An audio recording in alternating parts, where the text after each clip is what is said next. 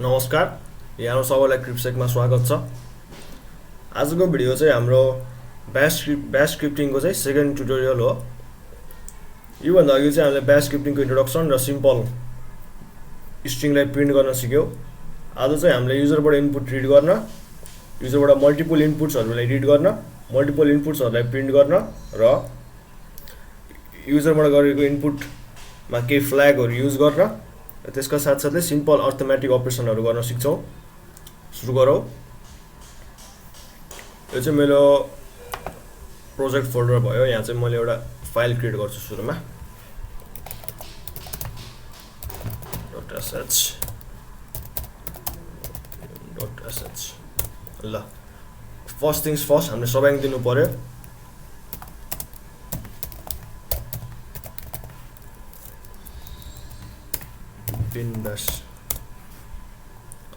अब सुरुमा चाहिँ मैले युजरबाट इनपुट रिड गर्न echo input the names of products भनौँ है। Input the name of products भने मैले चाहिँ अब प्रोडक्ट्स इनपुट युजरले इनपुट गरेको रिजल्टको लागि मैले भेरिएबल असाइन गर्नुपर्ने हुन्छ। प्रो भन्ने भेरिएबल असाइन गरेँ मैले। रिड प्रो गरेँ भने चाहिँ त्यो भेरिएबललाई रिड गर्यो अहिले हैन। अब रिड गरेपछि यसलाई डिस्प्ले गरेँ मैले फेरि द प्रोडक्ट्स आर भनेर मैले डिस्प्ले गरेँ। ल अब एउटा कुरा हामीले ध्यान दिनुपर्ने हुन्छ, भेरिएबललाई अहिले डिस्प्ले गर्नको लागि चाहिँ डलर साइन युज गर्छ। डलर साइन युज गरेन भने चाहिँ यो भेरिएबललाई रिड गर्नु सक्दैन है। कन्ट्रोल ओ सेभ भयो। मैले यही अर्को टर्मिनल खोलेँ। अब हामीले यसलाई एक्जिक्युट गर्नु पर्यो। एक्जिक्युट गर्नुभन्दा अगाडि हामीले यसलाई पर्मिसन दिनुपर्ने हुन्छ। 777 आइडियल कन्डिसनमा चाहिँ 777 पर्मिसन दिनु ठिक हुँदैन है। यो चाहिँ मैले डेमोन्स्ट्रेसन पर्पजको लागि मात्रै पुरै युजरहरूलाई रिड राइट एक्जिक्युट सबै पर्मिसन दिएको छु अहिले। न्यू .sh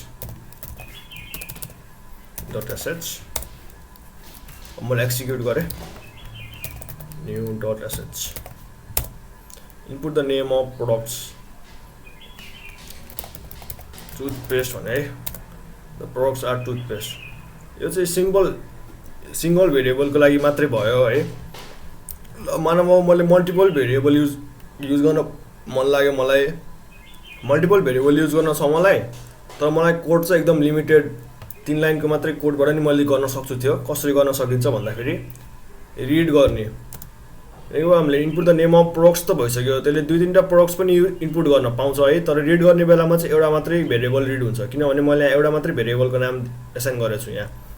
मलाई अब 2-3टा भेरिएबल गर्न मन लाग्यो भने प्रो 1 गर्छु मैले एउटा, अर्कोमा चाहिँ प्रो 2 गर्छु, अर्कोमा चाहिँ प्रो 3 गर्छु।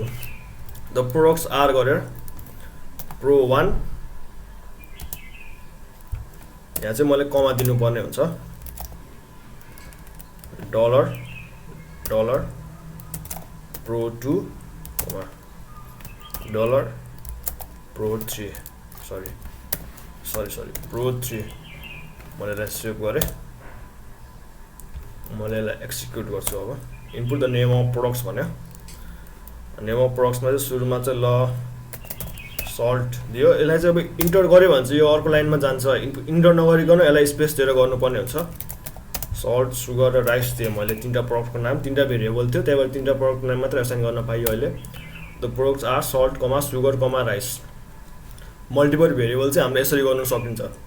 एउटा कुरा चाहिँ हामीले ध्यान दिनुपर्छ, डिस्प्ले गर्ने बेलामा हामीले यहाँ कमा लेख्नु पाउँछ यहाँ है। यहाँ कमा लेख्नु पाउँछ हामीले, तर रिड गर्ने बेलामा चाहिँ कमा लेख्नु पाउँदैन। रिड गर्ने बेलामा कमा राख्यो भने चाहिँ यहाँ एउटा एक्सेप्सन आउँछ है। यो चाहिँ ख्याल गर्नुपर्ने हुन्छ। एकदम सेन्सिटिभ छ यो ब्यास स्क्रिप्टिङ। यो त भयो। अब हामीले यहाँ हेर्न सकिन्छ हामीले आउटपुटमा input the name of products त भन्यो है। यहाँ कोलन पनि दियो, तर हामीले युजरले चाहिँ इनपुट गर्ने बेलामा चाहिँ अर्को लाइनमा मात्र इनपुट गर्न पाउँछ। अब मलाई यही लाइनमा इनपुट गर्न मन लाग्यो भने चाहिँ मलाई यही लाइनमा इनपुट गर्न छ एउटा फर एक्जाम्पल मलाई चाहिँ अब यहाँ चाहिँ मैले युजर नेम राखेँ युजर नेमलाई चाहिँ मलाई यहाँ इनपुट गर्न छैन अर्को लाइनमा इनपुट गर्नु छैन मलाई चाहिँ input the name of the user गरेर चाहिँ यही लाइनमा इनपुट गर्नु छ त्यस्तो केसमा चाहिँ मैले एउटा कमान्ड युज गर्नुपर्ने हुन्छ त्यो म फ्ल्याग युज गर्नुपर्ने हुन्छ सरी त्यो चाहिँ मैले देखाउँछु अहिले सरी यसलाई चाहिँ म पहिला मेटाउँछु है ल त्यस्तो केसमा चाहिँ मैले सिधै रिड कमान्ड युज गरेर नि गर्न सक्छु है रिड ल युजर नेम मलाई चाहिँ युजर नेम चाहिँ यही लाइनमा रिड गर्न मन लाग्छ है त्यस्तो केसमा चाहिँ मैले रिड युजर नेम गरेँ युजर नेमलाई रिड गर्नको लागि चाहिँ ल मैले युजर भन्ने चाहिँ नि भेरिएबल असाइन गरेँ युजरमा है इको युजर नेम इज भनेर मैले ल यस्तो गरेँ डलर युजर हैन यो त भयो अब मैले यहाँ एउटै लाइनमा रिड गर्नको लागि चाहिँ एउटा ड्यास पी भन्ने फ्ल्याग युज गर्नुपर्ने हुन्छ ड्यास पी फ्ल्यागले चाहिँ यस्तो इनपुट नदेखाएर चाहिँ नि यही लाइनमा इनपुट लिने गर्छ हेरौँ सेभ भयो new dot SH user name user यहाँ चाहिँ मैले एउटा सानो गल्ती गरेँ के गल्ती गरेँ भन्दाखेरि चाहिँ मैले स्पेस दिन बिर्सेँ त्यसै कारण चाहिँ यस्तो देखायो अहिले है अब चाहिँ यसले काम गर्छ हेरौँ युजर नेम चाहिँ मैले निकोलस राखेँ है निकोलस राख्दाखेरि युजर नेम इज निकोलस ल यहाँ हेर्न सकिन्छ हामीले यो इनपुट र यो इनपुटमा के फरक छ है यहाँ चाहिँ input the name of products त भन्यो तर हामीले प्रोडक्टहरूको नाम चाहिँ अर्को लाइनमा मात्र इनपुट गर्न पाइयो मलाई यही लाइनमा प्रोडक्टको नाम इनपुट गर्नु छ भने मैले ड्यास पी फ्ल्याग युज गर्छु ड्यास पी फ्ल्याग युज गरेर चाहिँ मैले युजर नेम भन्यो यही लाइनमा मैले भेरिएबल इनपुट गर्न पाएँ हैन यही लाइनमा मैले आफ्नो स्ट्रिङ इनपुट गर्न पाएँ ड्यास पी फ्ल्यागको काम चाहिँ त्यो हो मानव मलाई युजर नेम त मैले इनपुट गरेँ तर मैले पासवर्ड इनपुट गरेँ भने चाहिँ नि पासवर्ड पनि यसरी स्ट्रिङमा देखाउने भयो नि त मलाई पासवर्ड चाहिँ हिडन गराउन मन लाग्यो साइलेन्ट गराउन मन लाग्यो त्यसको लागि चाहिँ साइलेन्ट फ्ल्याग युज गरिन्छ हामीले हेरौँ फेरि मैले रिड कमान्ड युज गर्नुपर्ने हुन्छ रिड ड्यास एसपी एस भनेको चाहिँ साइलेन्ट हो है पी भनेको चाहिँ print on the same line भन्छ पासवर्ड पास भन्ने भेरिएबल युज गरेँ मैले फेरि एउटा गल्ती गरेँ मैले ल ठिक छ पास भन्ने भेरिएबल चाहिँ पासवर्डको लागि युज गरेँ है इको आइडियल केसमा चाहिँ मैले पासवर्ड नर्मली सो गर्दैन तर अहिले देखाउनको लागि मात्रै युजर नेम इज गरेर युजर देखाउँछु मलाई यहाँ user name is dollar user है को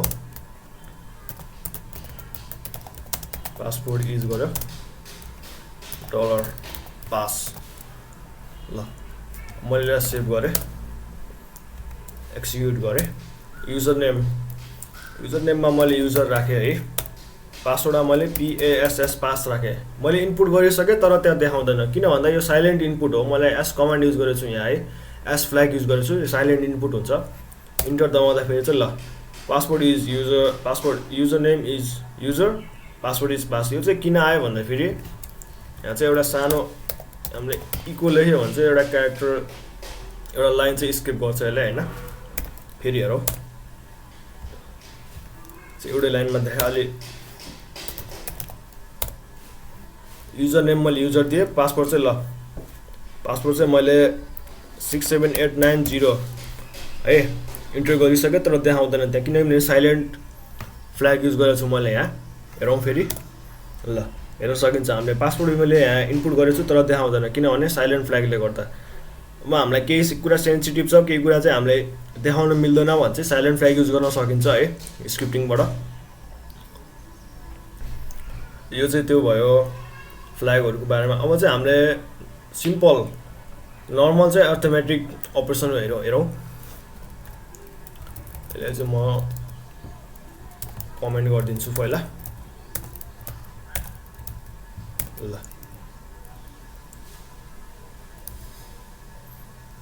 कमेन्ट भयो अब चाहिँ सिम्पल अर्थमेटिक उसको लागि चाहिँ मैले सुरुमा चाहिँ भेरिएबल असाइन गर्नुपर्ने हुन्छ है a इक्वल टु 2 गरे मैले a भेरिएबलमा चाहिँ 2 असाइन गरे b भेरिएबलमा चाहिँ मैले ल 3 असाइन गरे नर्मल हामीलाई एडिसन मात्रै गर्नु छ भने त इको गर्न सकिन्छ है इको ब्र्याकेट दियो a प्लस b गर्न सकिन्छ है कन्ट्रोल ओ सेभ गरे मैले यसलाई कमान्ड नट फाउन्ड ए मैले यहाँ चाहिँ एउटा के गल्ती गरेँ भन्दा फेरि डलर साइन दिन बिर्सेँ मैले है एकदमै ख्याल गर्नुपर्ने हुन्छ control O .sh command not found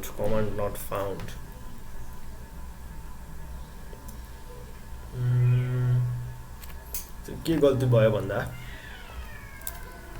त्यो a equal plus b dollar चाहिँ मैले यहाँ पनि स्पेस दिनु हुँदैन जस्तो लाग्छ एकचोटि हेरौँ ओ इन्टर यसलाई चाहिँ मैले क्लियर गर्छु